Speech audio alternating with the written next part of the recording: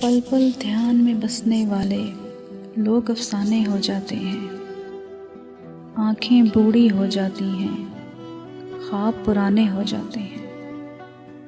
ساری بات تعلق والی جذبوں کی سچائی تک ہے۔ میل دلوں میں آ جائے تو گھر ویرانے ہو جاتے ہیں۔ منظر منظر کھل اٹھتی ہے پیراہن کی کوسے قضا، موسم تیرے ہنس پڑنے پر اور سہانے ہو جاتے ہیں۔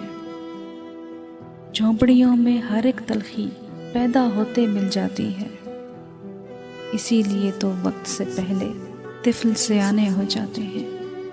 موسم عشق کی آہٹ سے ہی ہر ایک چیز بدل جاتی ہے، راتیں پاگل کر دیتی ہیں، دن دیوانے ہو جاتے ہیں۔